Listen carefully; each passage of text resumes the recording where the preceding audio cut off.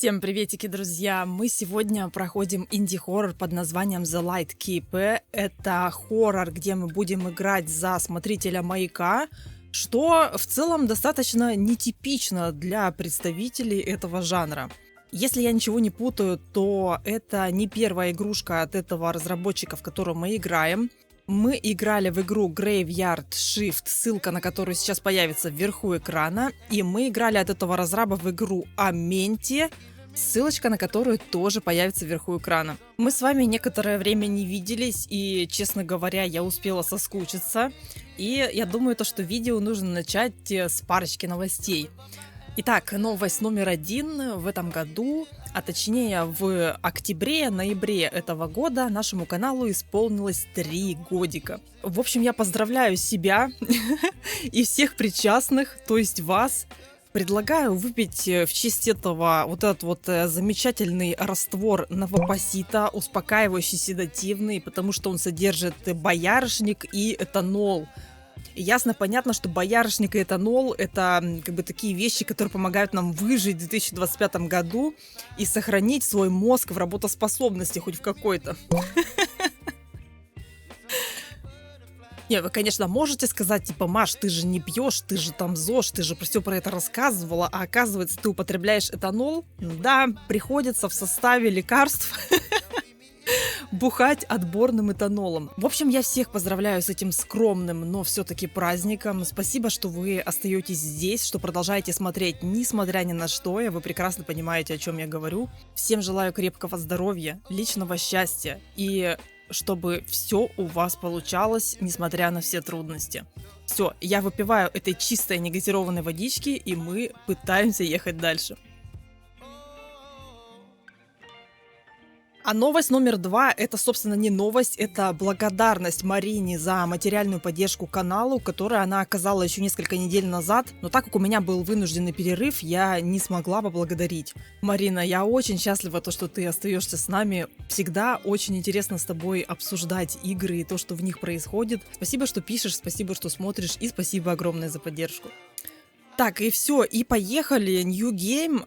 Собственно, новопоситика, я еще выпью вечером перед сном. Мы можем легко простить ребенка, который боится темноты, но реальная трагедия жизни состоит в том, когда взрослый человек боится света. Там прям The Light было так подписано, Dark Phobia Games. Вот проверьте меня, если я ничего не путаю, то Amenti и вот этот Graveyard Shift. 21 августа 25-го, южные какие-то там исландские воды. Я приплыл сюда по работе.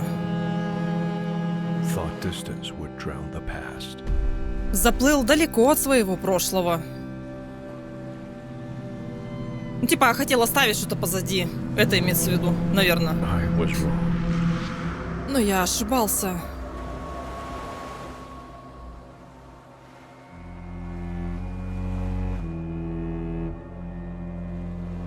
О, у нас матерый главный герой. Те люди, которые приплыли до меня, их лица говорили больше, чем могли сказать слова. Может быть, они просто устали? Я не знаю. Или, может быть, причина гораздо хуже. Что-то было в этом острове, что меня настораживало.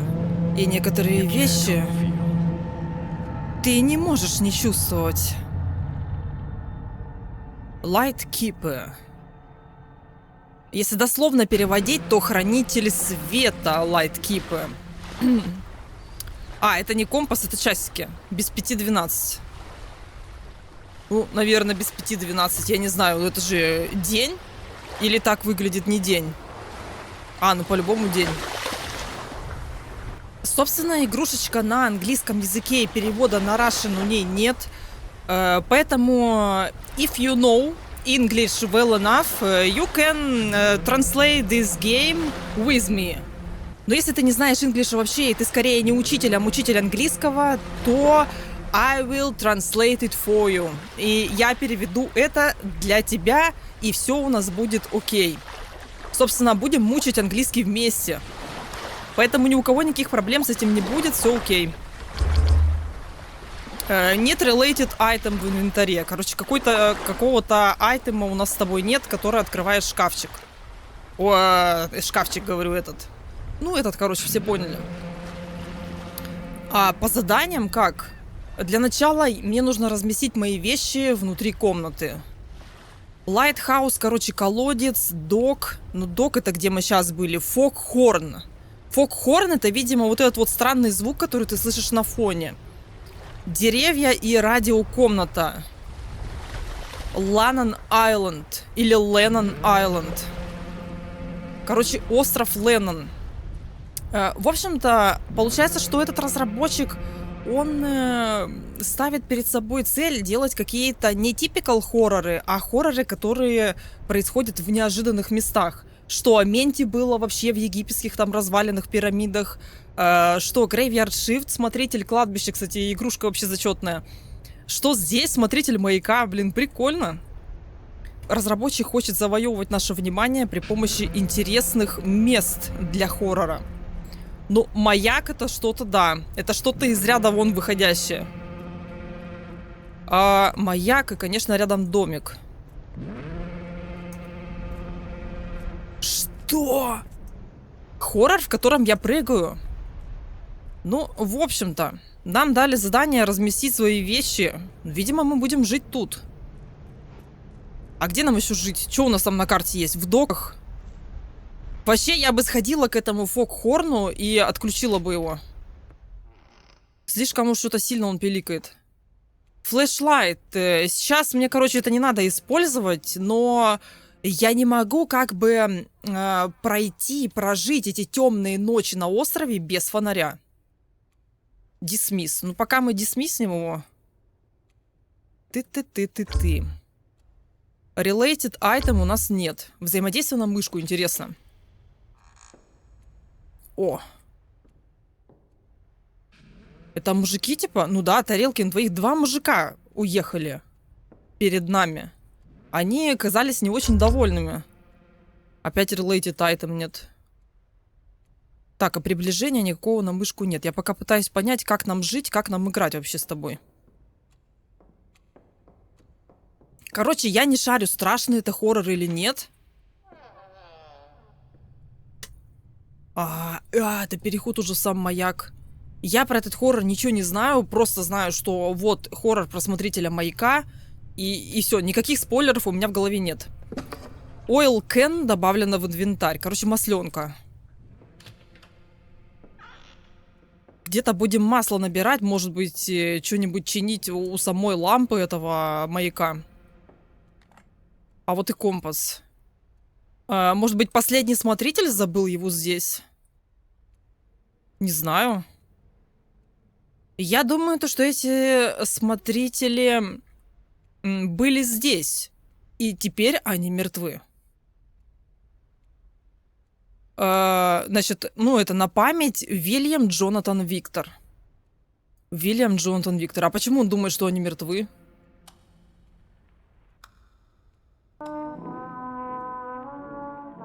Но это очень грустно. Слишком рано для того, чтобы спать. Все, наконец-то, Objective Update. Становится темно. Мне нужно включить свет. Нифига себе, что ты с собой привез? Сигареты. Cold Flake сигареты. Спички и воспоминания гасятся, но свет решает. Ну ладно. Выглядит так, как будто бы каждый смотритель маяка должен иметь при себе курительную трубку. Свет, который как бы раскрывает правду. Кстати, вот что-то прям сюжетное нам рассказывают. Давай читать. 5 чувачков на картинке.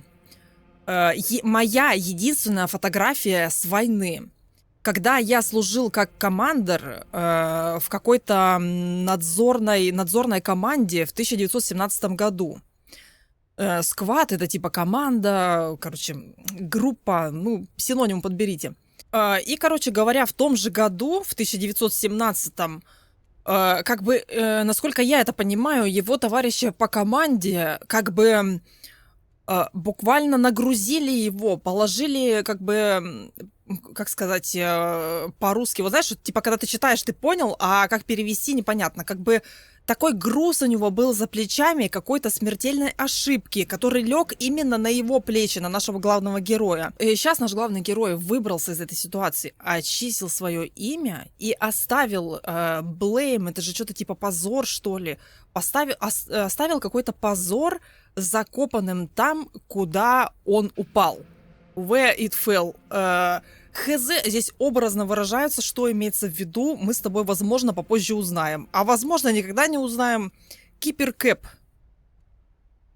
Шапочка морская. Одеть нельзя? Одеть, надеть никак?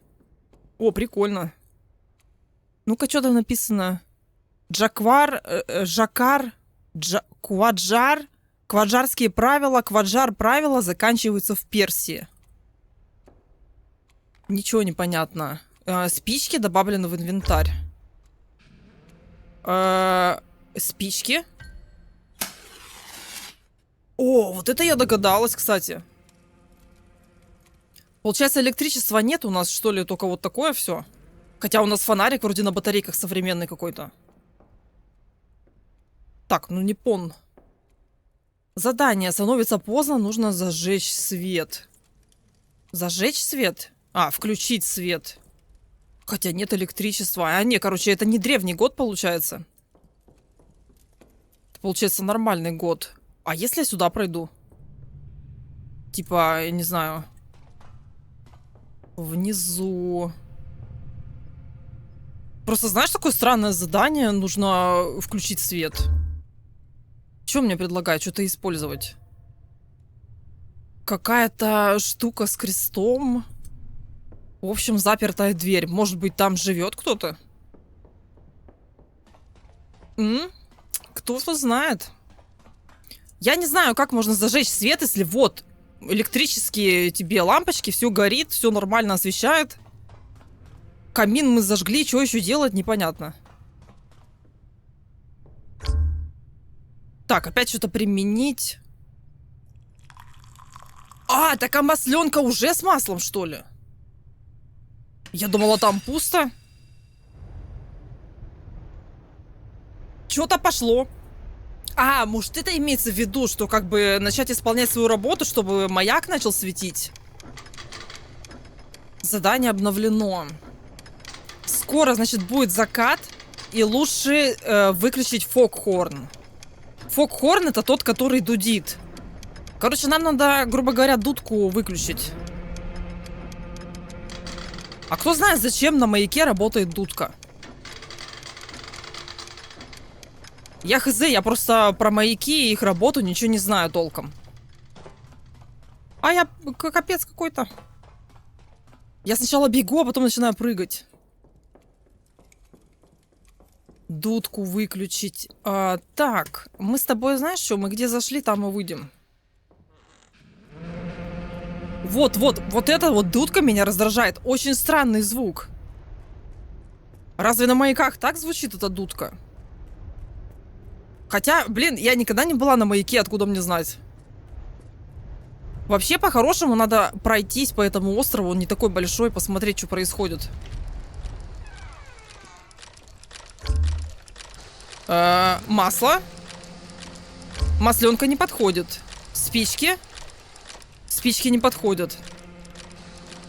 А как? А что делать? А, во, покрутить. Рычаг добавлен в инвентарь.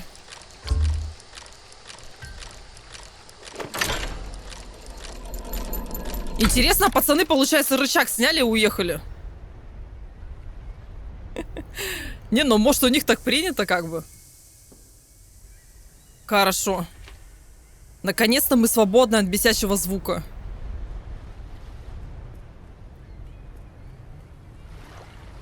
Если честно, я не знаю, я готова пугаться сегодня или нет.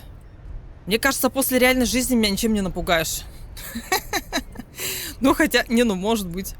Может быть, напугаешь, не знаю. Что там такое происходит? Говорит наш главный герой. Ну, птицы кружат, получается, над... Там могилы, что ли, какие-то? Пошли сходим.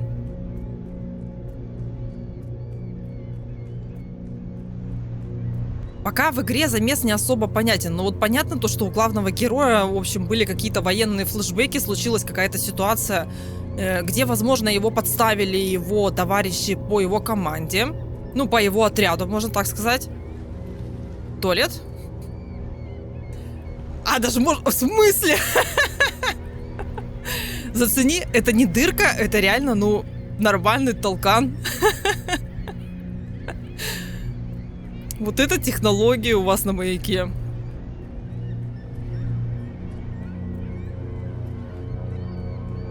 Ну, такая серенькая игрушка специфичная. А, и, кстати говоря, ты-то уже знаешь итоговую длительность игры, а я еще не знаю. Мне кажется, до 2 часов мы будем сидеть. Потому что за час она не проходится. Дерево. Ну-ка, подожди. Это вот это вот? Деревья. Ну, наверное, это вот правый верхний угол карты. О. Так. Почему... А, вот почему птицы здесь кричат. Птицы каркают. Вообще, взаимодействие плохо срабатывает. Ключ добавлен в инвентарь. Потому что кто-то убил чайку?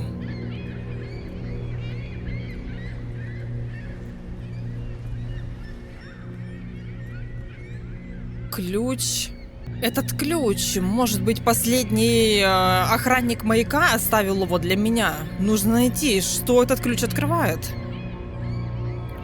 Действительно, ну непонятно пока что, что он может открывать. Мне кажется, это может быть любая точка на острове. Может ли это быть та дверь, которая у нас в маяке? С распятием, короче. Хз, надо проверить. Но я бы сходила сначала в маяк.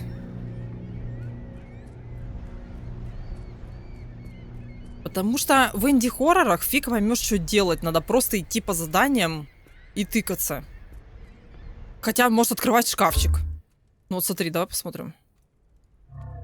Нет, ключ не подходит. А что еще было закрыто?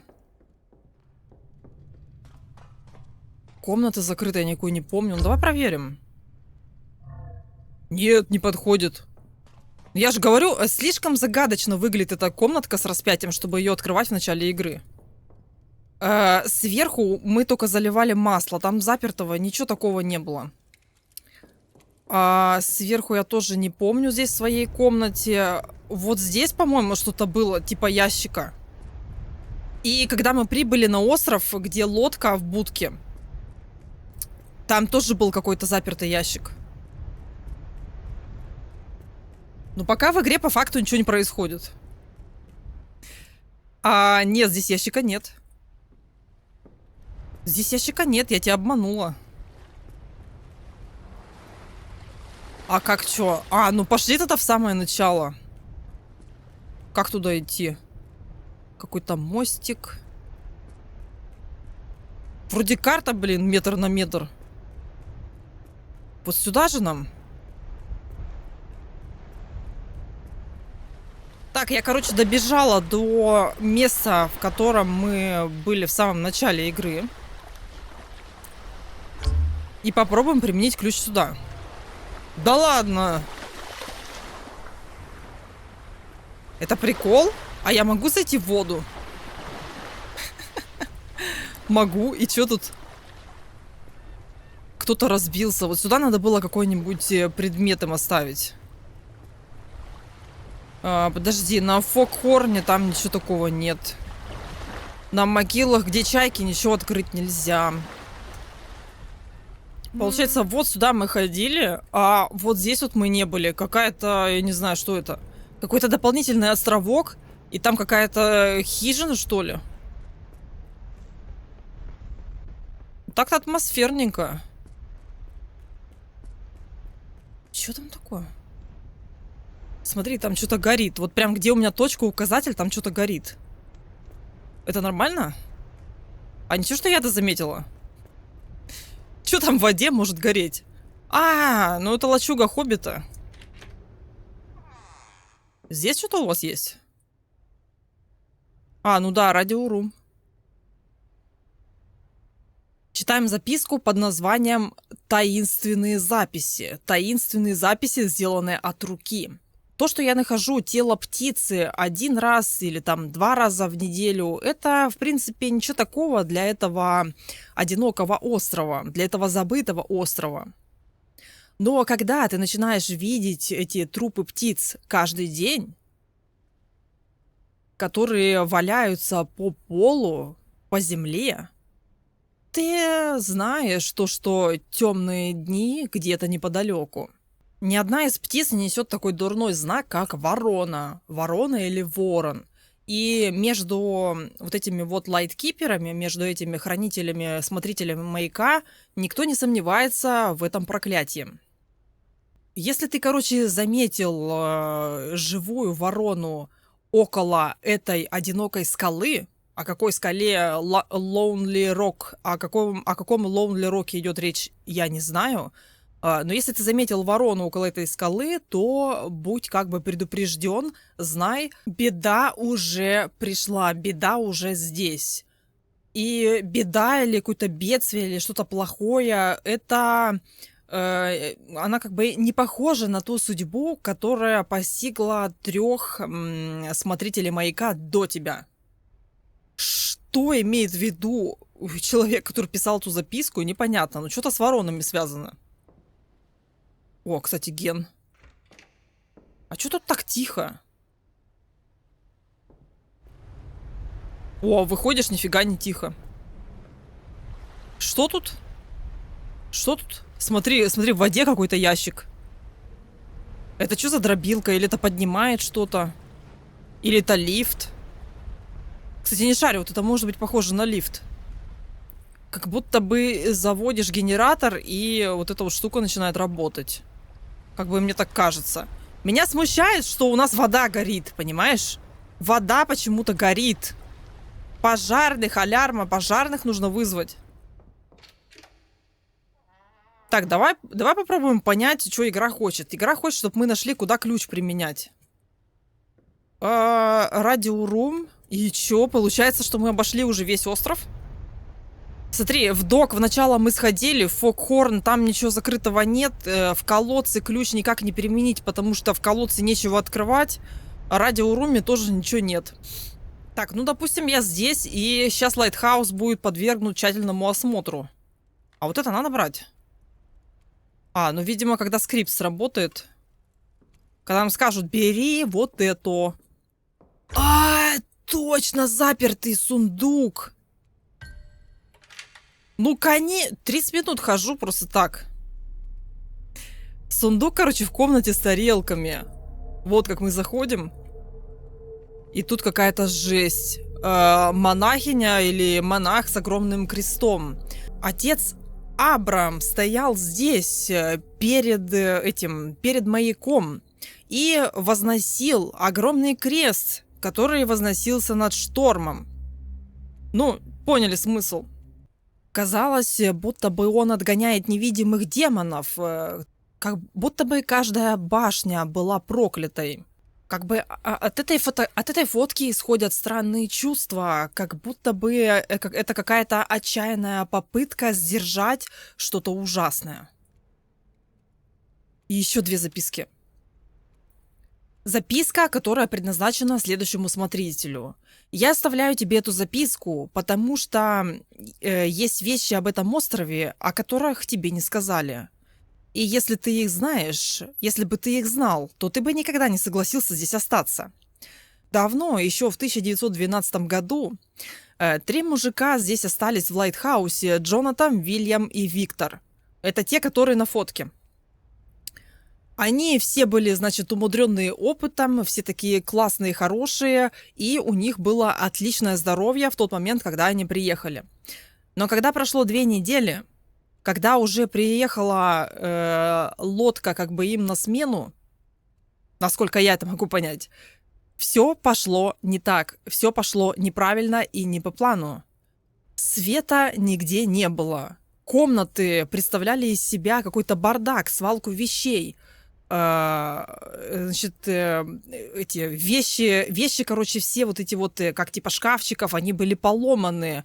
Окна все были разбиты. Но самая странная часть была в том, что мужчины исчезли. И на всем острове не нашли ни одного тела.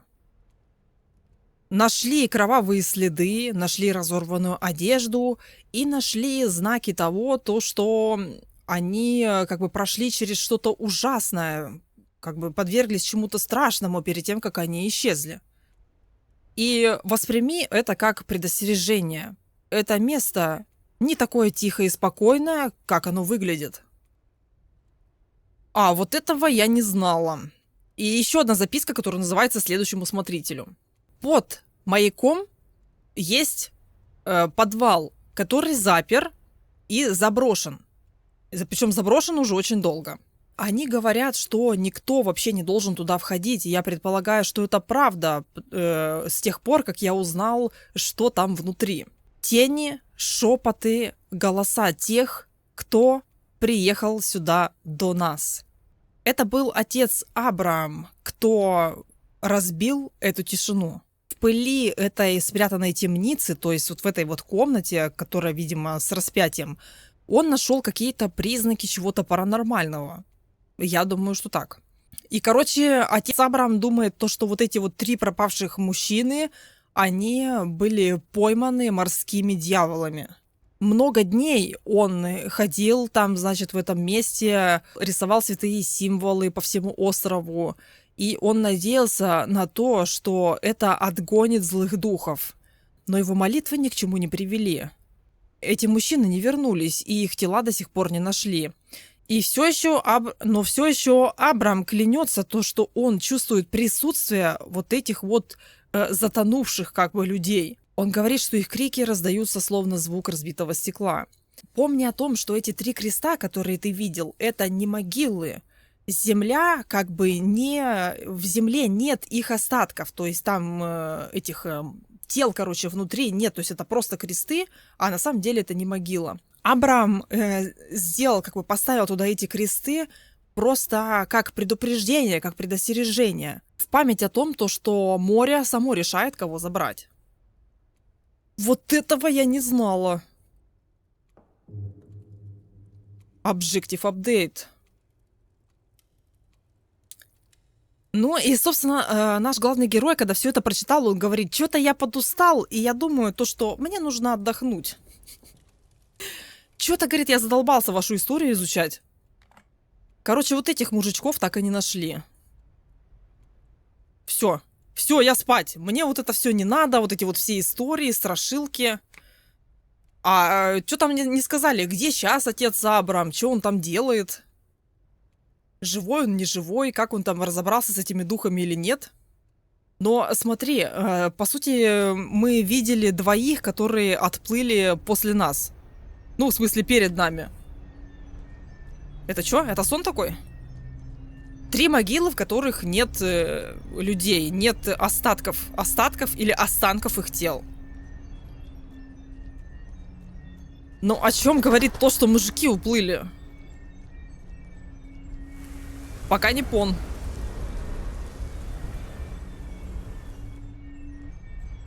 Может, что-то взять надо? Или просто идти на Луну? А, нет, идти на Луну не могу. Опа.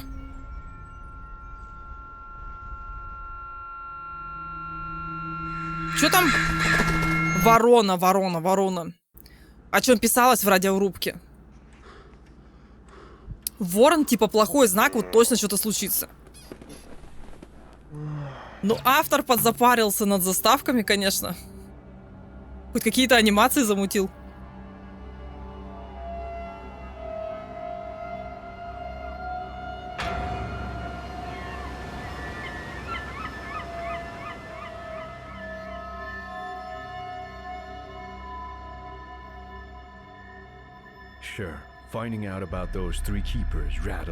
Да, конечно, когда я узнала об этих 3 смотрителях, мне стало не по себе. Но Он сказал, наш главный герой сейчас сказал то, что это, конечно, все страшно, вся эта ситуация, о которой я узнал, то, что 3 смотрителя пропали, но, говорит, вряд ли этим ты можешь напугать того, кто прошел через войну. То есть у нас, получается, АГГ главный герой настолько брутальный, что он думает, что, ну, наверное, его такими сказочками не напугать. Я так это понимаю. Солнце восходит, и я должен опять выключить свет. Ну, типа... А куда я иду? Да, вот сюда. Как бы логично. Только если бы автор игры нам писал то, что выключить свет не вообще, а выключить именно сам маяк, то это было бы окей. Все, вырубай.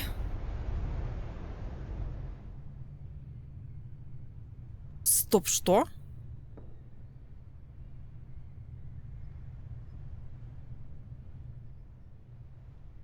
Это откуда кровь?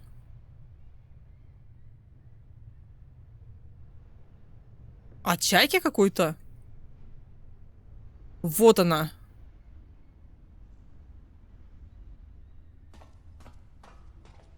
Смотри. Мертвая птица. И кровь капает на лампу. Черт. Откуда от птицы столько крови? Ой. А мне скажут, как это дело убрать? I need to clean the light. Нужно почистить фонарь. Так, может, сначала мы птицу уберем?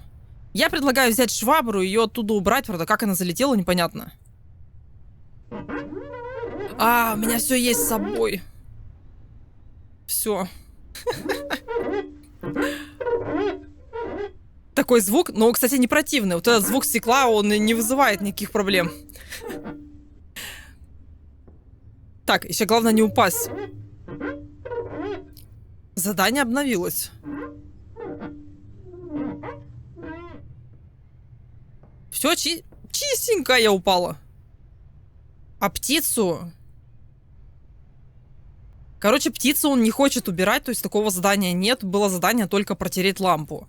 А теперь говорит то, что какой-то спускается туман или появляется туман, и нужно активировать фогхорн. Это вот эту вот штучку, которая пиликает нехорошим звуком. Не знаю, как вам, мне этот звук не нравится. Он какой-то вообще непонятный.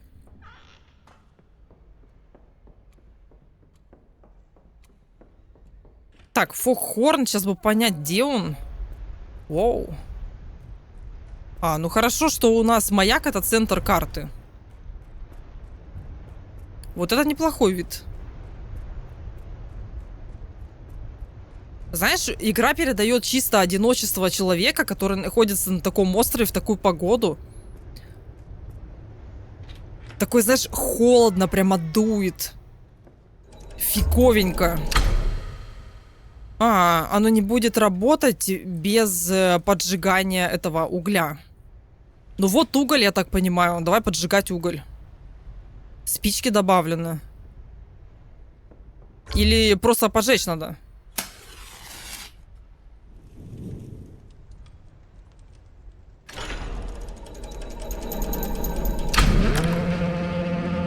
Вот-вот опять этот звук.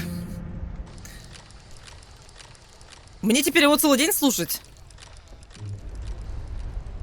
Задание. Это утро чувствуется таким свежим. Короче, наш главный герой хочет курнуть сигаретку на свежем воздухе. А что за знак?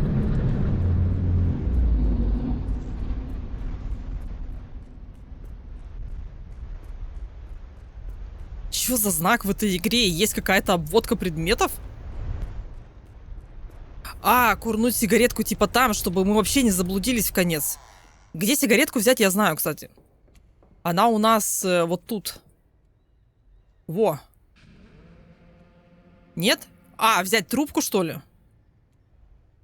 Дисмисс. А, ничего не брать, что ли? У него как сигаретка есть с собой?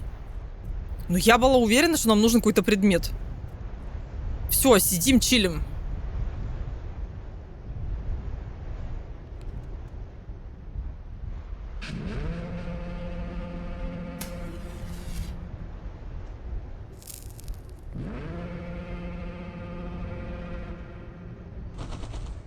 Неужели опять ворон? Какой-то серый или типа белый?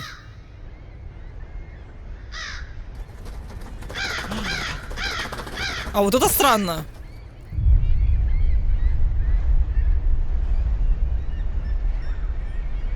Какого черта это было? Ну, ворон сел тебе на лицо, если что. Задание обновилось. В задании он пишет то, что этим птицам нечего делать, и они такие как бы никогда не устают, и нужно посмотреть, что там в этот раз случилось. Над чем они там летают? А это что, наковальня? Прикольно.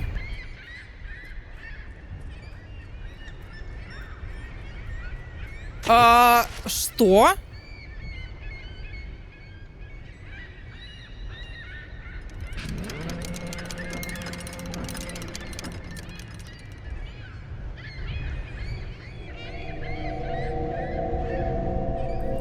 Просто еще одна мертвая птица. Но должна быть какая-то связь, и должно быть какое-то значение между этими смертями. Ну, какое-то значение точно должно быть. Типа, не похоже, что она сама это сделала.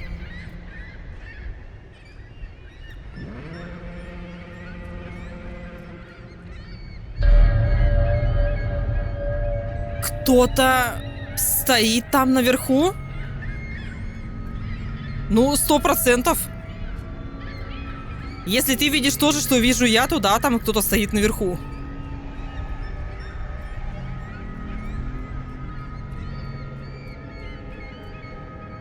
Главный замес вокруг этих 3 пропавших мужиков. Да или нет? Ну, я считаю, надо срочно это выяснить.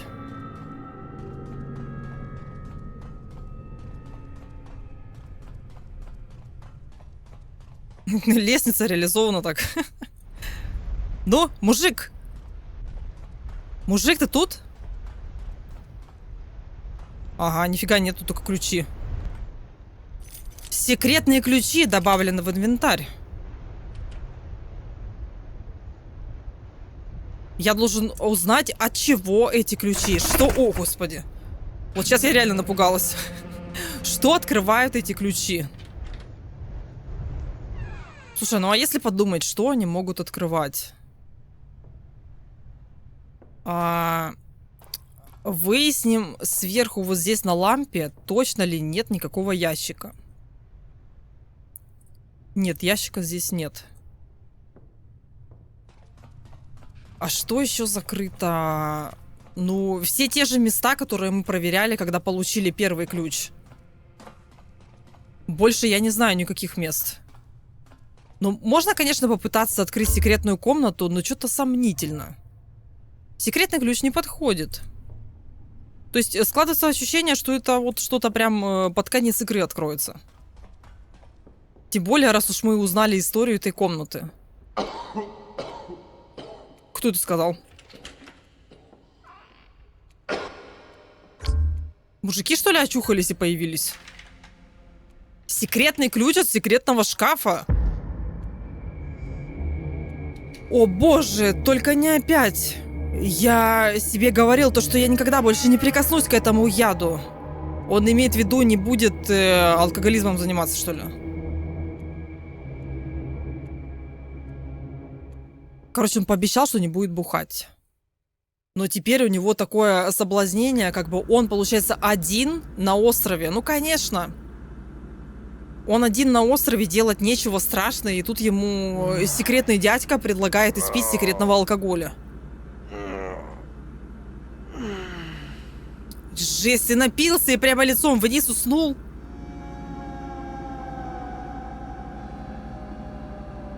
Подсказать, что он пил?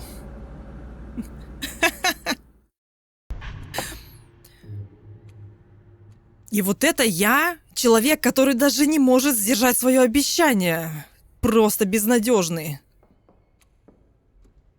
Наругал себя, причем справедливо.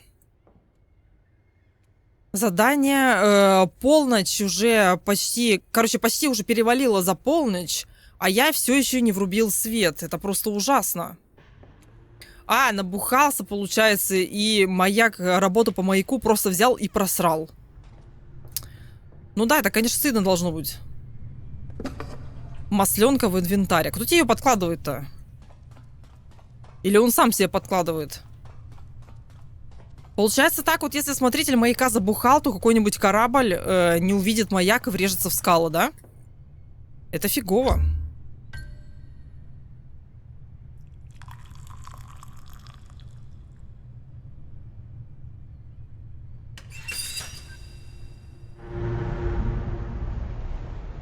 Да, в 12 ночи включается самое то.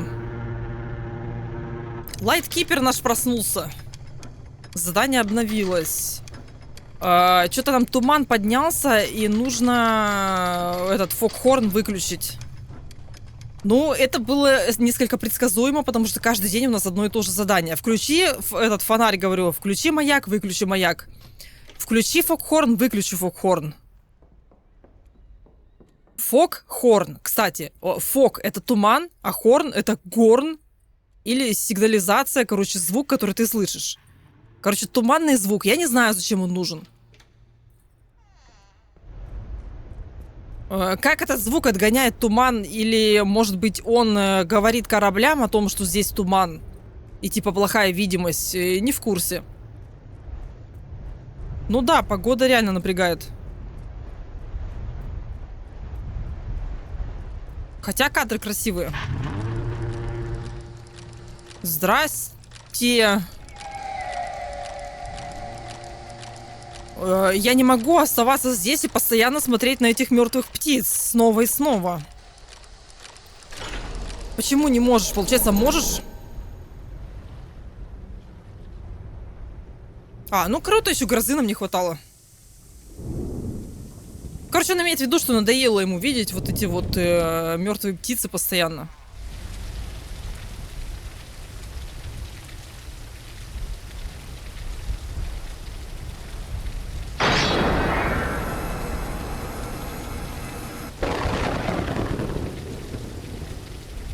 Наши 3 чувака впервые показались нам. Что-то не так с этим островом. Здесь небезопасно. Я думаю, что мне нужно выбраться, пока не стало слишком поздно. Все-таки он хочет уплыть? Что там, все выпил? Ну нет, чуть-чуть попил с разных полок. Выбраться он имеет в виду... Короче, надо сходить в радиорум, в радиокомнату и поговорить с офицером по связи. На этом острове больше небезопасно. В радиорум. А зачем я пошла домой? Так, радиорум это вот здесь. Ну, короче, стоило один раз сходить, и я уже все выучила. Интересно, что разработчик нам про эту историю с 3 мужичками скажет в итоге.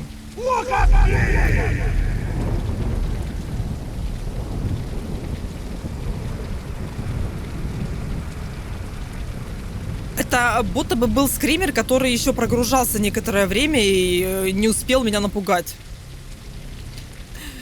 Но это было стрёмно. Ну да, кстати, я хочу до сих пор узнать, как включить этот ген. Как нам поговорить с командором?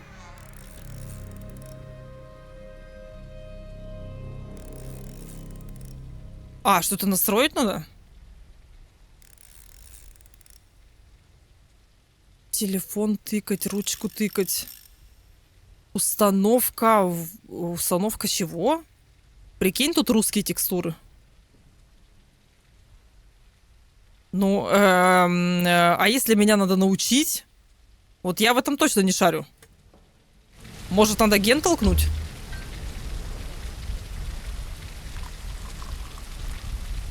Или радио работает от гена?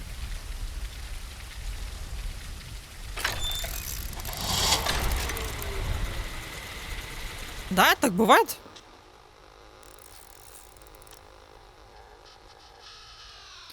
Артур, какая-то станция, это Артур Люсьен. Вы меня слышите? Навал станция пишет, говорит, слышу. Я не могу здесь оставаться больше, этот остров, что-то с ним не так. Здесь странные вещи происходят. Скорее заберите меня, я ухожу отсюда. Навал станции говорит, то, что вы видите, это нереально. Изоляция делает с вами разные вещи. Я понимаю, что вы чувствуете, но вы должны еще 5 дней продержаться. И тогда уже я пришлю того, кто вас сменит. Это лучшее, что я могу для вас сделать. А теперь перестаньте мне звонить, займитесь своими делами и больше не надо мне докучать. Это было грубо, ну да, тот, с кем мы разговариваем, командир всего этого, он думает, что мы просто кукукнулись от того, что мы находимся здесь одни, типа ни с кем не разговариваем, и поэтому немножко кукухой поехали.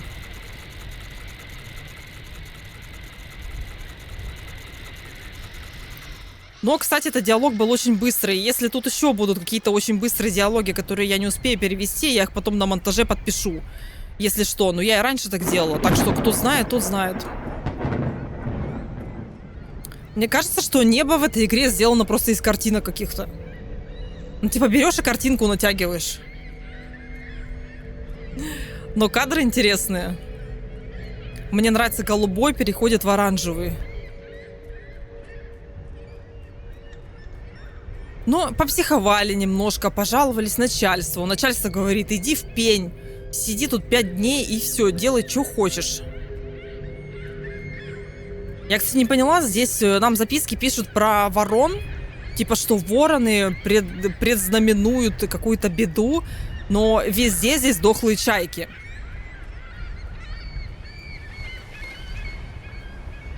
Ну и типа чайки для таких мест более логичны. Или это чайки вместе с воронами летают? И кто это поставил?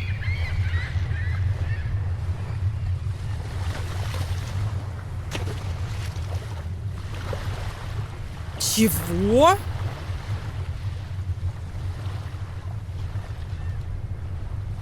Мне открыли.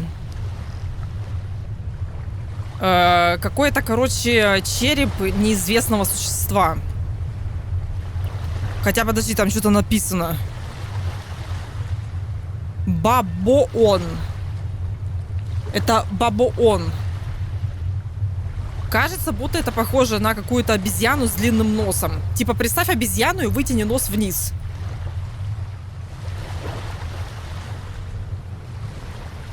Какая-то отрезанная рука, которая обернута цепями. И почему-то наш главный герой считает то, что эта рука принадлежит одному из предыдущих смотрителей. Каким образом он это понял, я не знаю. Загадочная записка смотрителя. Я знаю, что они врали нам по поводу судьбы этих 3 мужиков. Под лайтхаусом, под маяком, вот в этом подвале, который закрыт, вернее, который они запечатали, как бы они закрыли его, запечатали. Правда лежит все еще нетронутая. Они прячут ее от нас. И они думают, то, что игнорирование безопаснее, чем знание. Для них наши жизни это ничто. Наши тела прикованы к этой проклятой скале.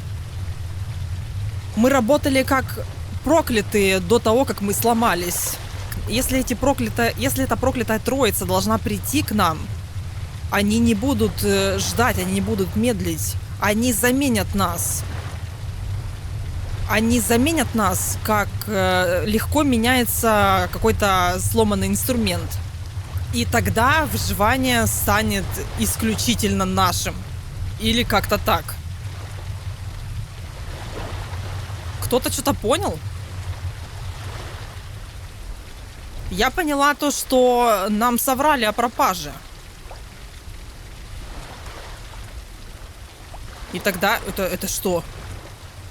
Это чё? Я просто пробежала мимо трупца? Что? Что это вообще такое? Ну, это явно остатки человека. А, так вот еще один. И еще один.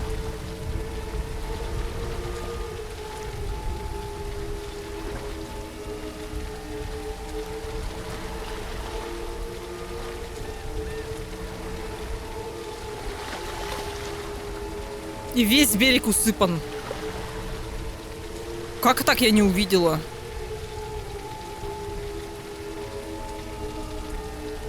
Ничего, что маяк начал мигать?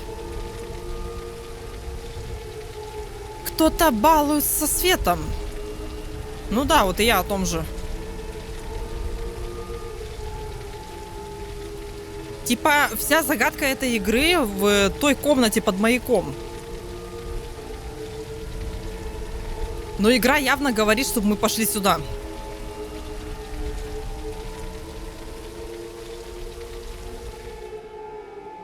А, даже так?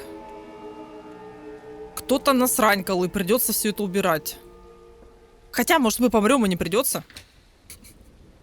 Хотя так не, звучит не очень, если что.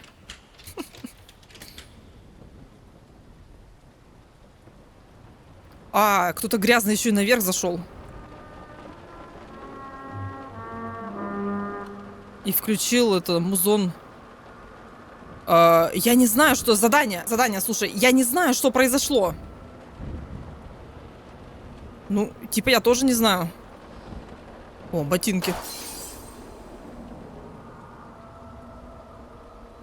Кто будет вешать вот такую картину?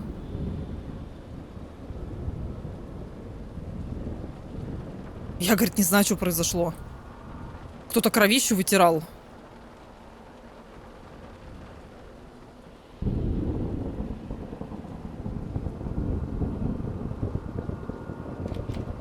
А сюда нам надо? 5 сигаретки какие-то.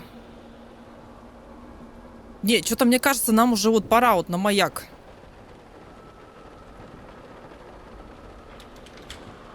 Только нас не пускают.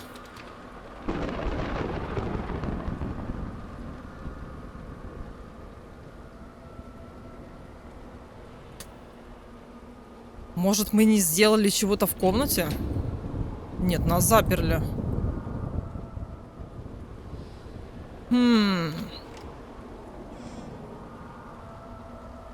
А эта записка была? Загадочная записка. Отсюда нет выхода. Как только на острове погаснут огни, демоны тебя не отпустят. Они будут над тобой делать плохие вещи, терзать тебя, пока ничего не останется. Найди свет. Если ты чист, то это снизится до тишины. Что это значит снизится до тишины? Я не знаю. Но если в тебе есть хоть грамм греха, имеется чистый, типа без грехов, и какой-то грамм греха, значит, ты такой грешник, то тогда, если в тебе есть хотя бы грамм греха, то тогда свет будет гореть ярче, пока смерть не придет к тебе. Типа, что-то библейское, какое-нибудь... Я кого-то видела. Очищение от грехов. Или там, например, какие-то вопросы по поводу того, действительно ли наш главный герой не виноват в тех событиях, которые он описывает в своей записке. Может быть, как-то так? Это что за попадос? Ну да, это какие-то морские деформированные мужики.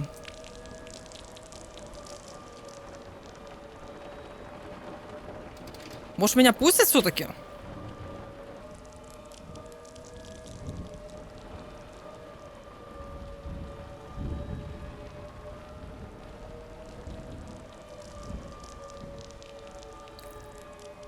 Это что, мне надо было пройти вот сюда? В камин?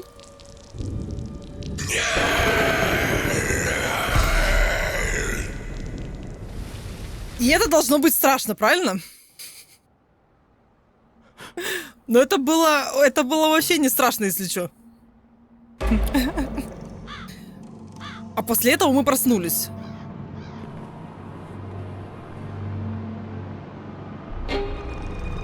А, ну ясно. Опять боярышника напился.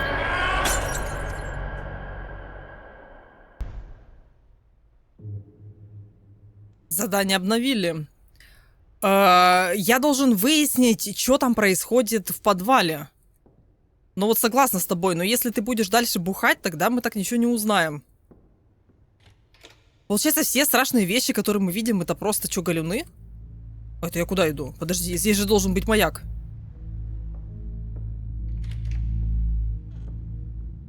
Петля? Зачем мне петля? Это что? Типа шляпа какая-то.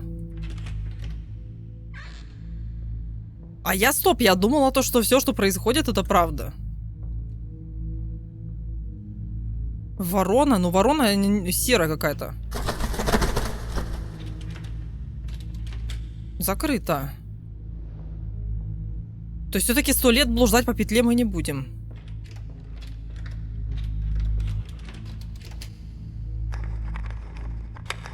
Картину подвинули. Ты забираешь жизни других людей. Почему? Я просто бухаю вроде. Ну что-то чуешь, да, какой-то подтекст тут есть. С грехом ты или без. Вот эти вот все записки такие. Что это такое? Пендулум клок добавлено в инвентарь. Это знаешь, что такое? Это маятник от часов. Это вот это.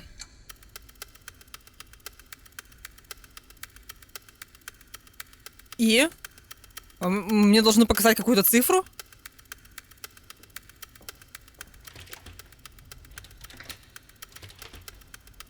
Не открывается.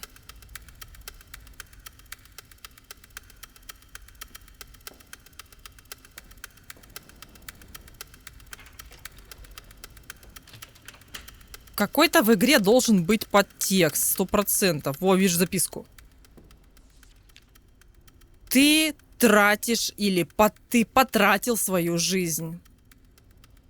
Типа потратил впустую или не впустую? Что имеется в виду? Типа просто так потратил? Или там бесполезно жил?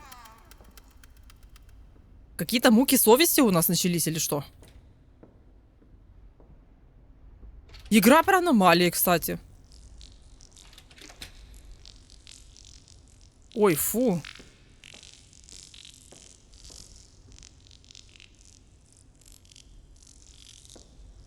Куда нажать? Куда нажать? А сколько трупов получается? Раз, два, три, 4, 5, 6. 6, вот что там. Ты перевернул правду с ног на голову.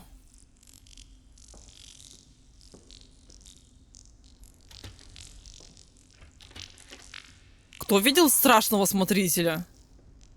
То есть, получается, то, что мужик наш написал в записке, это было неправда. То есть, получается, что он кого-то предал, он сделал что-то плохое. О, вот это оригинально выглядит.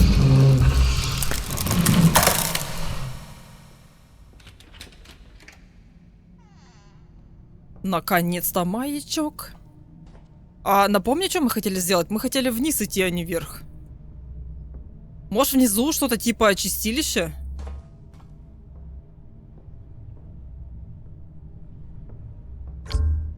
Ага, у вас нет related айтема. Найти, короче, как попасть нам в этот бейсмент. Ну, раз уж мы не можем пойти никуда, кроме верхушки маяка, то мы пойдем туда, и там, может быть, какая-нибудь добрая чайка или кто-нибудь еще даст нам ключ. А, не, вот он висит, смотри. А как взять? Тут взаимодействие не очень. Старый ключ в инвентаре. Так и пожар начнется, блин. Фонари везде роняешь. Короче, лестница вот эта вот максимально неудобно сделана у разраба в игре. Просто она жестко неудобная. Ну и куда упал? Короче, упал и пропал. Все. Все готовы жуткую правду узнать. Игра сохранена.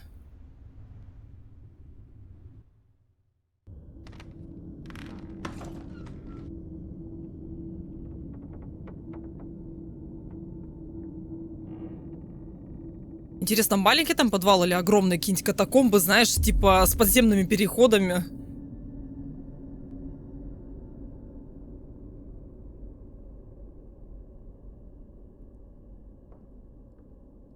Пока что выглядит очень узенько.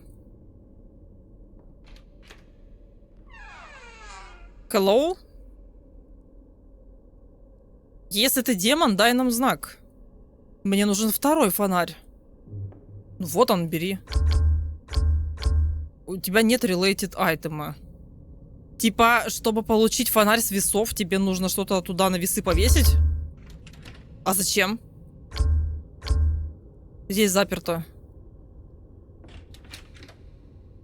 А, ну это как загадочка какая-то. Слушай, ну момент с подвалом мне нравится. Мне уже нравится, интересненько. И здесь места реально больше, чем я думала. Вот это можно побить. Нужно что-то, чтобы эти сломать доски.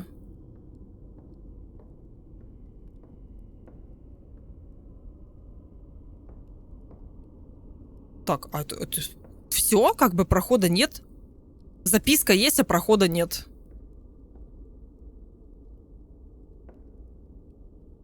Это как?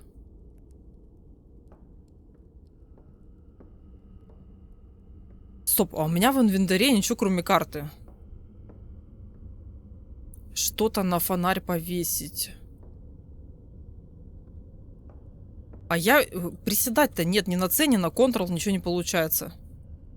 Значит, мы с тобой не видим, с чем взаимодействие нам надо осуществить. Но разраб хотя бы догадался в игре делать кружочки. Типа кружочек, значит взаимодействие. Очень странно открыть тебе одну комнату и не дать в ней ничего. Просто ничего. Доски, если буду прыгать... Это как получилось? Вот, я сейчас не поняла, каким образом вообще он отодвинул этот ящик.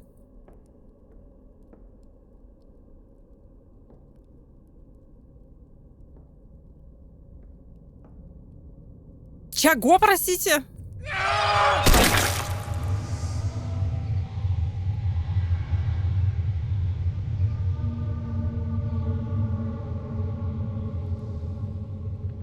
Вообще ничего не понимаю.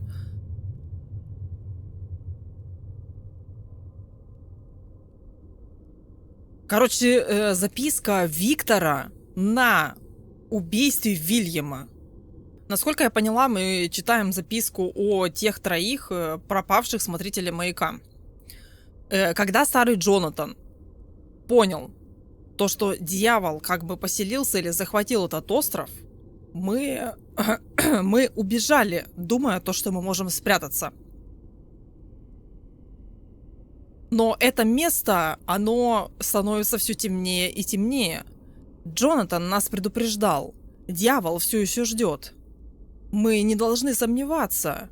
Но Вильям, он реально потерян. Он напился, сбит с толку и как бы в целом в плохом состоянии. И я прям даже вижу, как дьявол крадется внутри него. Он поднял руку на нас, против Джонатана и против меня. Он обещал, что убьет нас обоих, и я его остановил. Я должен был.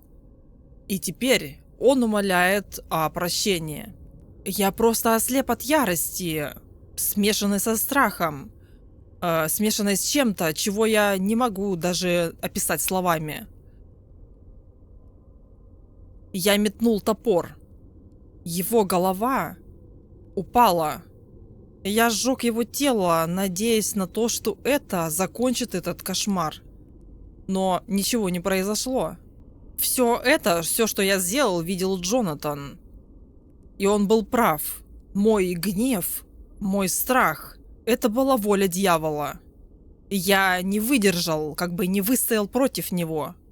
И мой грех он не меньше, чем грех Вильяма.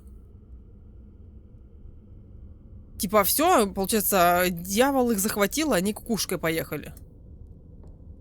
А дверь какая? Я думал, нам это... Дверь-то в другой стороне должна быть.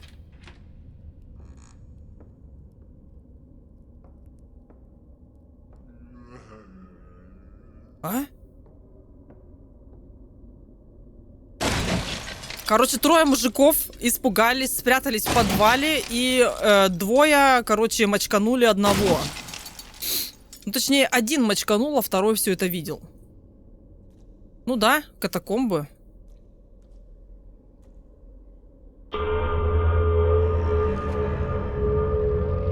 Один из смотрителей?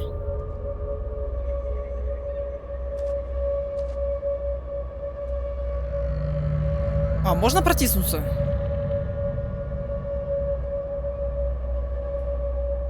Ну, как говорится, самое мясо началось в конце игры. Ага, пришел, и все, и никого нет. Ключик. Ну от чего? А, ну там же была дверь с замком. Записка Виктора для Джонатана. Джонатан, мы здесь заперты, видимо, в этом подвале, уже около недели.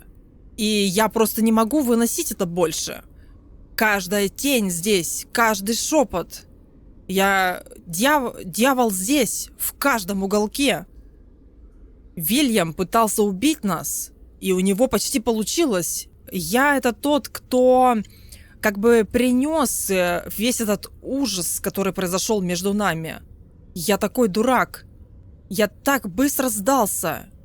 Так быстро поддался ему. Я его убил. Я думал, что это нас защитит. Но все то, что произошло, оно только подтверждает, насколько я слабый. Насколько как бы я поврежден, что ли. Я не знаю, подбери синоним к этому слову.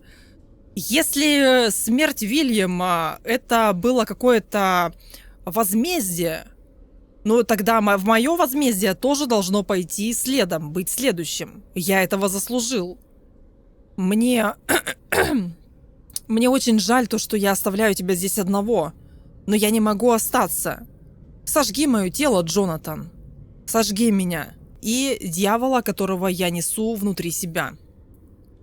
Получается, тот, кто повесился, написал это. Статуэтка, статуя Иисуса. Внезапно, но Джонатан очень сильно верил в Иисуса.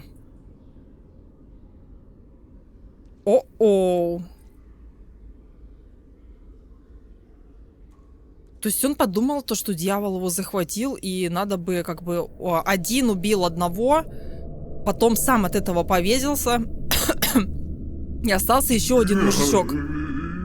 Чего там сказал? Да, скримеры в этой игре. Да, конечно, что-то с чем-то.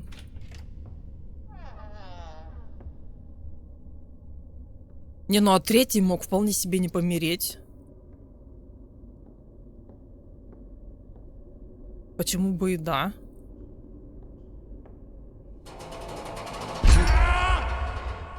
Что случилось?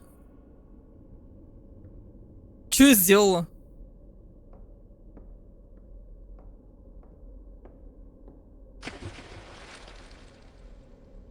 Звук воды?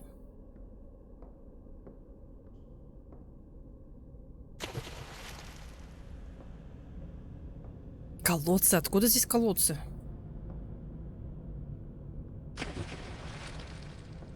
Какую-то нужно сделать последовательность действий?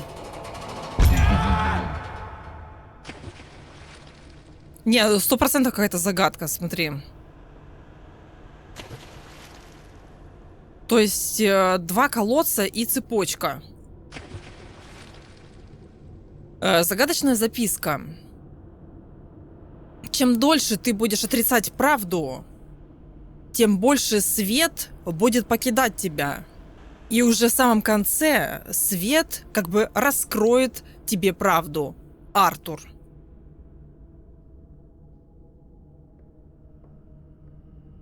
А если еще покрутить? Не крутится.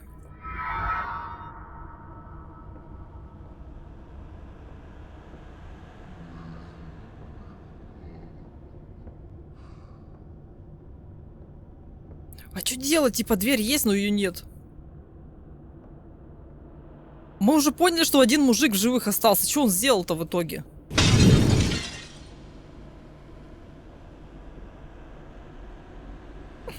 У нас главный герой, смотри, он спокойно наступает на огонь и не горит. А, надо было нажать на горящий фонарь. Вот это было максимально неожиданно. 10 раз я обошла комнату, оказывается, нужно было нажать на фонарь. Очень странно. А, флешбэк с этого казармы. Флешбэк главного героя. С той ситуации на войне, которую он описывал в записке. Твой король и твоя страна нуждается в тебе. Вступай в наши ряды сейчас. Ага, ну это знакомые, скажем, плакатики у нас сейчас по России тоже такие висят. Дверь один. Дверь один. Можешь по рации поговорить? Короче, ручки-крутилки нет. Ну это мы можем организовать. Может она где-нибудь у кого-нибудь на кровати? Где у вас? Кто у вас связист? Связной где? Есть у вас связисты? По-любому где-то просто лежит в уголочке. Противогазик. Но ты не захотел оставлять меня в живых. А может, это бесконечная комната? Короче, разраб намудрил какую-то жесть. Нам нужно найти вот эту ручку-крутилку для рации. Я хожу по этой казарме уже минут 5. Потом подхожу просто к плакату с мужиком. И почему-то плакат отодвигается. Как видишь, ручки там нет. Но, похоже, нужно двигать плакаты. Кто бы мог подумать вообще? Вот сюда не пройти, кстати.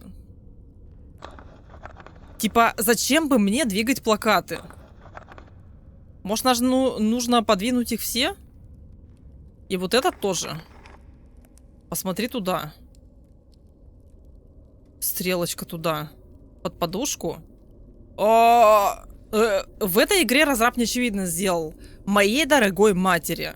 Дорогая мама, как же я скучаю по теплоте, которую ты создаешь на кухне, по запаху твоих печений и по звуку смеющихся играющих детей на площадке. Здесь все чувствуется, будто другой мир, но я продолжаю повторять себе, что я вернусь и что все будет так же, как прежде.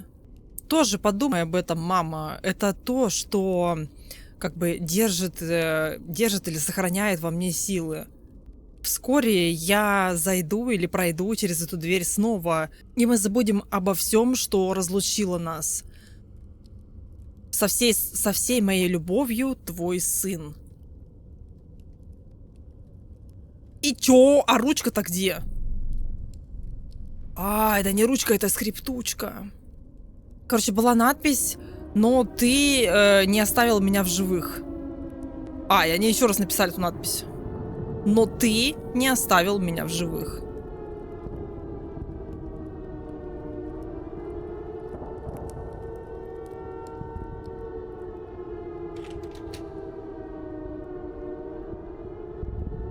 Последний плакат мне открыли.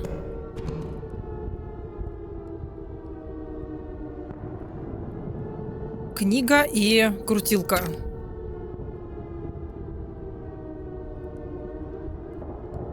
Черт, я потерялась, я где? А, кровати подвинули. Я поворачиваюсь, вообще не понимаю, где я. Крутилка и... Может, сюда надо нажать?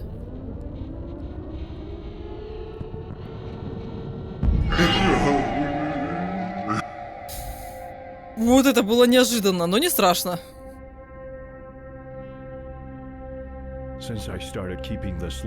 С тех пор, как я начал сохранять этот свет, каждую ночь он падал на неправильные места. 10 августа 18-го, Франция.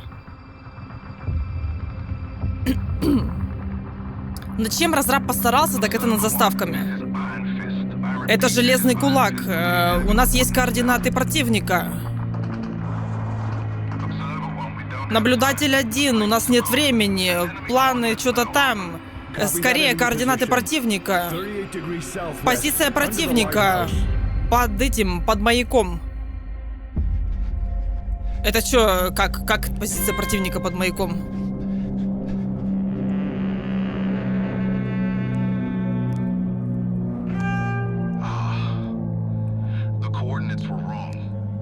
Координаты были неправильными. Мы убили собственных людей. О, это была ошибка, получается.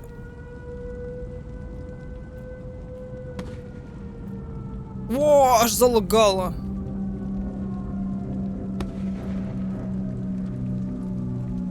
Неплохо они приплели, кстати.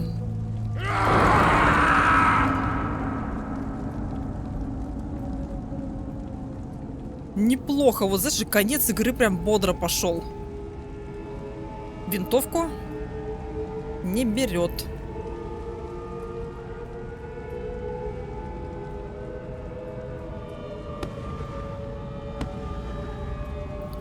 То есть, получается, мы связной, гражданские дети, это было их убежище. Из-за неправильных координат куча жизней просто.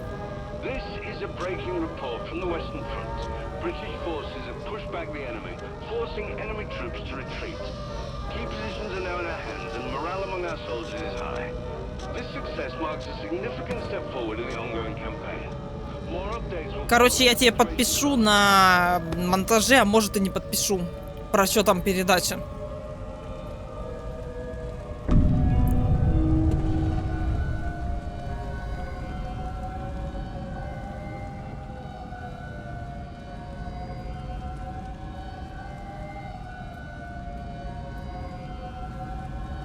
А маяк — это просто проекция нашего места работы сейчас? Или это реальный маяк во Франции? Я облажался.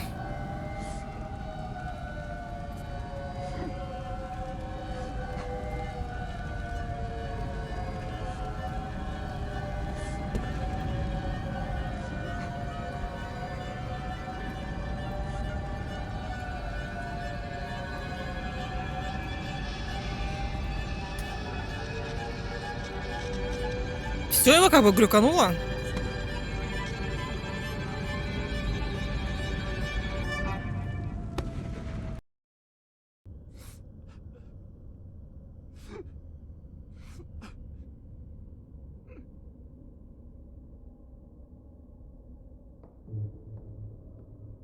Задания обновились.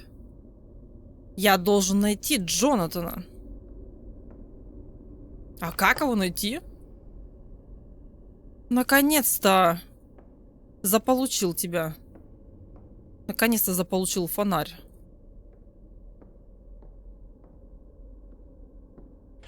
О, дверь открыли. Это чайки? Ну, конечно, чайки.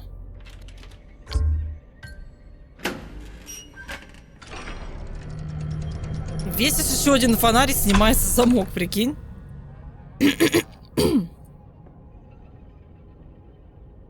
Вот это нечто странное. А чем ему поможет Джонатан? Джонатан, по сути, он же не из этой истории или из этой? Или все, что происходит, это какая-то проекция в его башке? Ну, понимаешь, о чем я? Типа, может, не было никакой работы, на которую он бежал от прошлого? Понимаешь, может, не было этого маяка? Ого, ничего себе, бутылочки.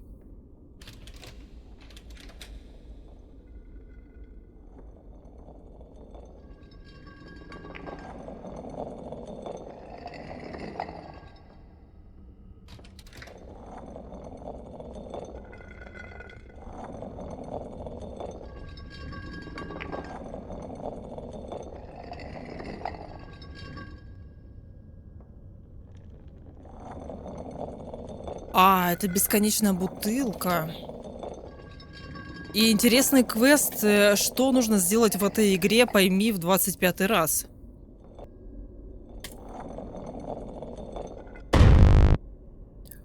Бутылка добавлена в инвентарь.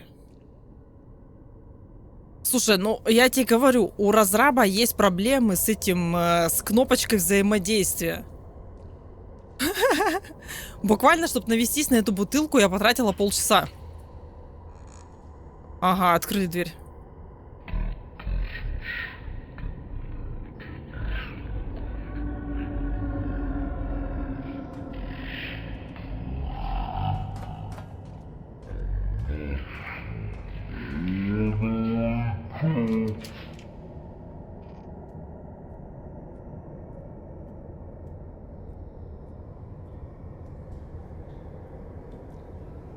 Так-то фактически мы так и не выбрались из подвала.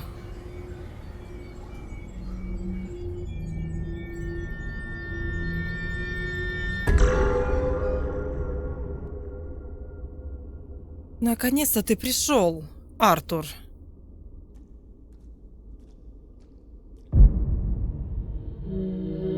Стой на месте. Я чувствую запах дьявола, который преследует тебя. Are you still here? Ты все еще здесь? Что случилось с другими двумя? Где свет? Ты все еще здесь? Артур говорит. Ты все это время был здесь? Время больше не имеет значения. Живые или мертвые, наши души что-то здесь гниют или типа того. Дьявол нас не отпустит, пока свет чего-то там не сделает. Что случилось с другими двумя? Артур, что случилось с другими двумя? Они молились, а потом они затихли. Они потеряли надежду. А когда надежда умирает, дьявол занимает ее место. И, конечно, их смерти – это не конец. Они снова будут жить в их детях. И сейчас другая душа, подпишу, короче, другая душа чего-то там. Где свет? Где свет? Мы думали то, что можем как бы захоронить ад заживо. В следующее утро, когда трое были мертвы, на этом острове каждая тень превратилась в проклятие. Я чё, тоже, получается, как сказать, сдан дьяволу? Типа передан дьяволу. Да, это правда. Те бутылки... Это же дьявол их для меня оставил. Нет, ты привез свое проклятие как бы с собой еще до острова, до этого всего света. Твои грехи, чего-то там, и опять я не успела. Ты не сможешь от этого убежать. Артур говорит, что ты говоришь? Есть вещь, которой ты боишься, Артур. Каждая тень на этом острове.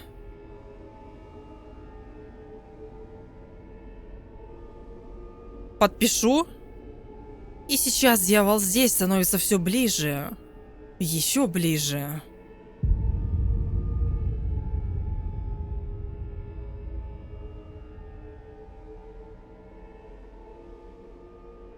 Так это третий тоже померший, получается.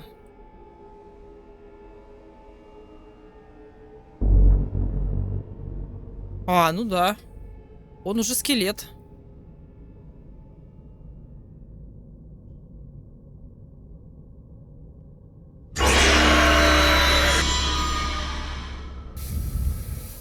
Вот это да, вот это было неплохо в самом конце.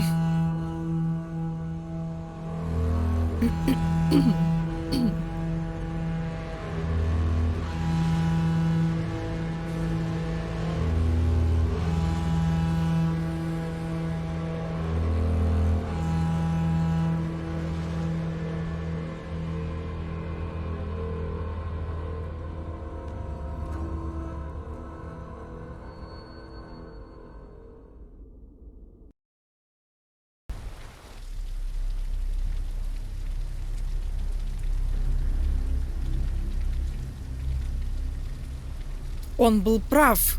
Правда никогда не меняется.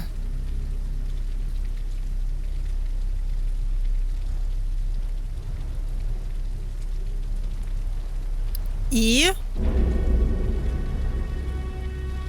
Фейсин.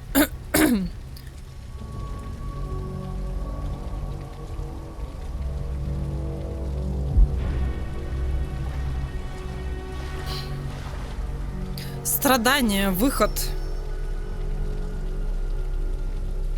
Выход, в смысле выйти, выехать с острова? Страдание, выход. У меня есть выбор, что ли? Остаться на острове или попытаться уехать? А, Это точно должно что-то значить.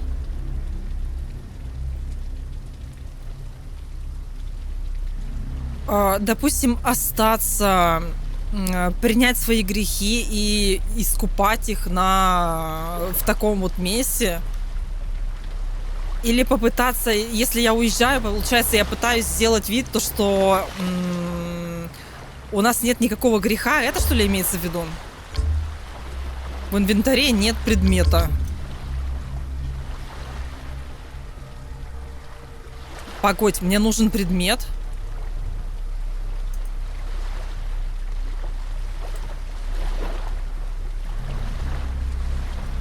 Есть еще какой-то третий указатель.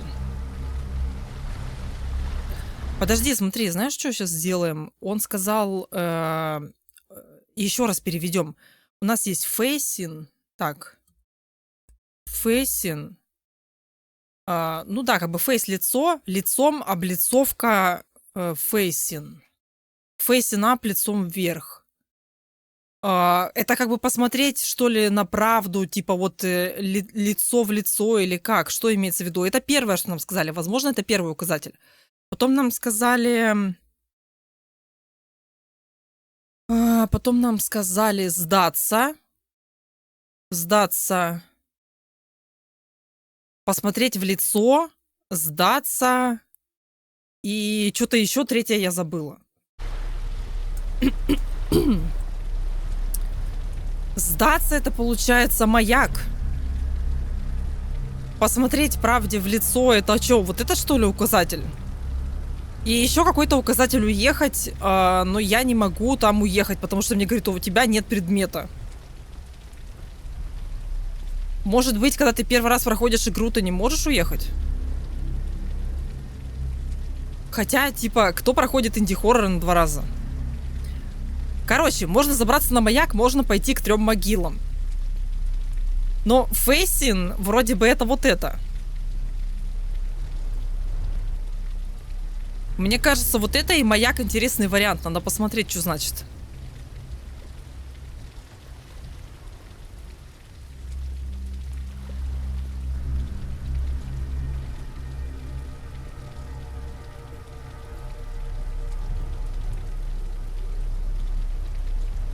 О, кстати, здесь лопата. Лопата добавлена в инвентарь.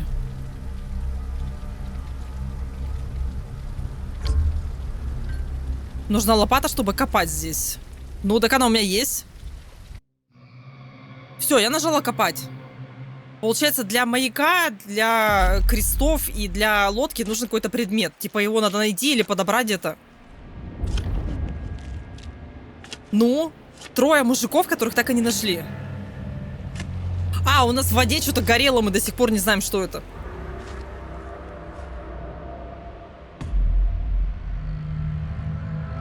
Раскапывай, там ничего нет.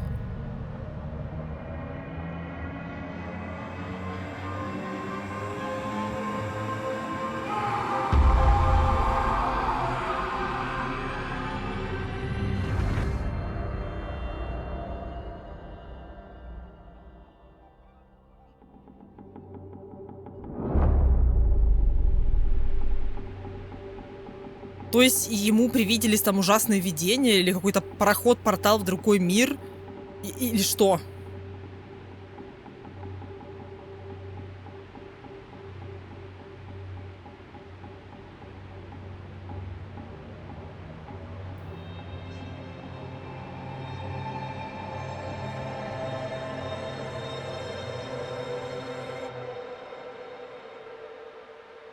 И как это понимать?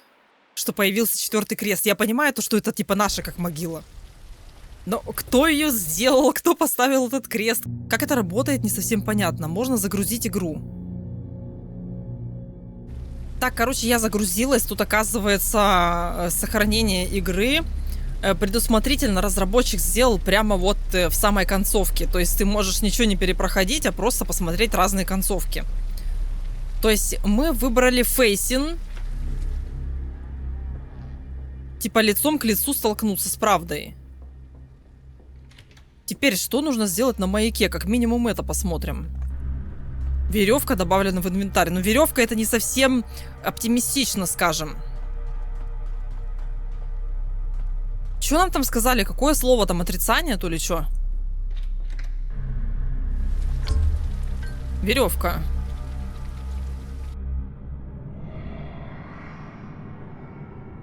Я так поняла, какой конец не выбери, все будет плохо.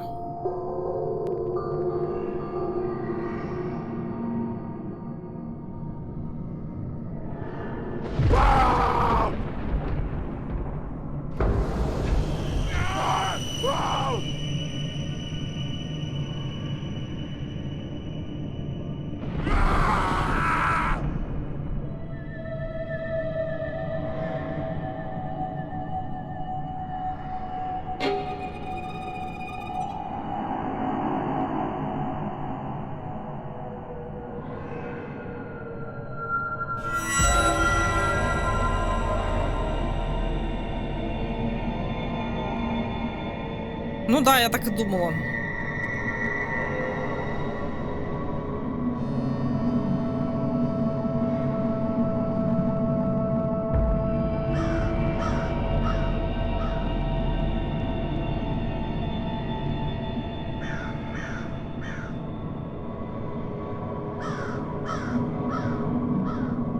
Ну тогда, знаешь, тогда такой вопрос. Если мы попробуем escaping, допустим, мы попробуем убежать на лодке, то что? Он где-нибудь просто затонет или что? Мне интересен посыл автора.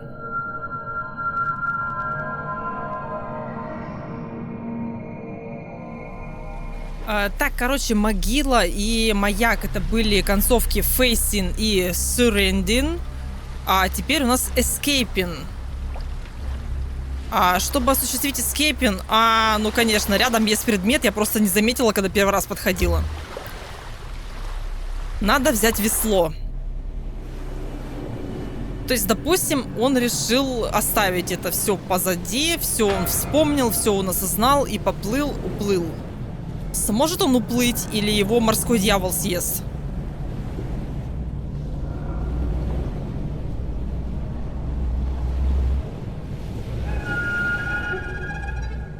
Уплывет? То есть он простит себя как бы и позволит себе жить. 20 лет спустя. Ну как минимум 20 лет он прожил, да, получается? Сегодня произошло что-то другое. 31 апреля 45-го, Лондон, Англия.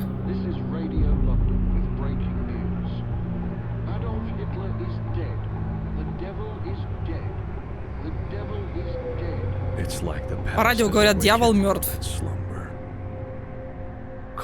Как будто прошлое проснулось и зовет меня обратно. Серьезно? Я не ожидала такой концовки вот здесь вот.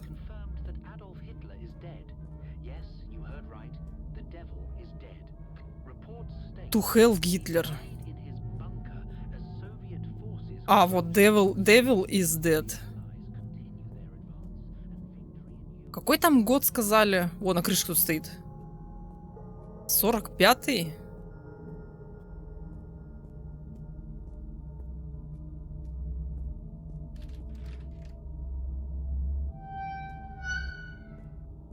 Я что-то думала, самая какая-то мощная концовка будет на маяке. Ну, просто логика простая, игра же про маяк. Но получается, реально был маяк. То есть я думала, что маяк это просто что-то, что в голове, но на самом деле получается, что он действительно приехал на эту работу искупить свою вину за тот маяк, который был во Франции.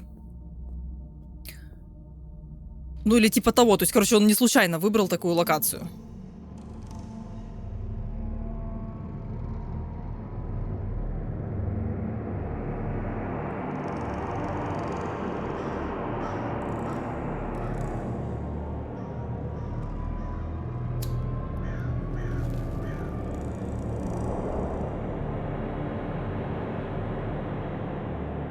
Дьявол мертв. Ну, плакат может быть о чем угодно. О любой какой-нибудь штуке, которая происходит в стране. Это может быть даже какой-то спектакль там, типа. То есть это не связано с конкретно главным героем, скорее всего.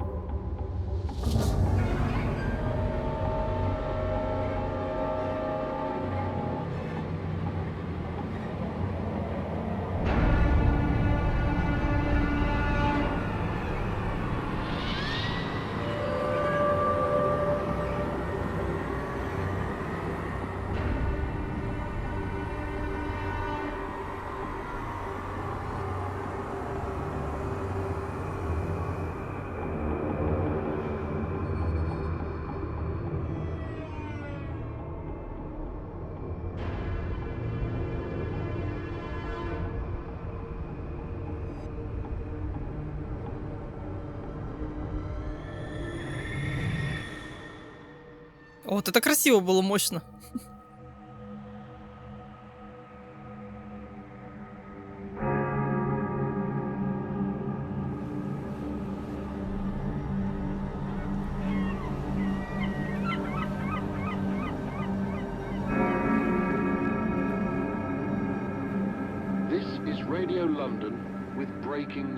Это радио Лондона с новостями.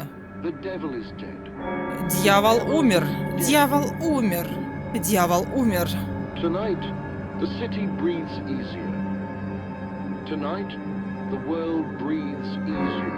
Сегодня мир задышал легче.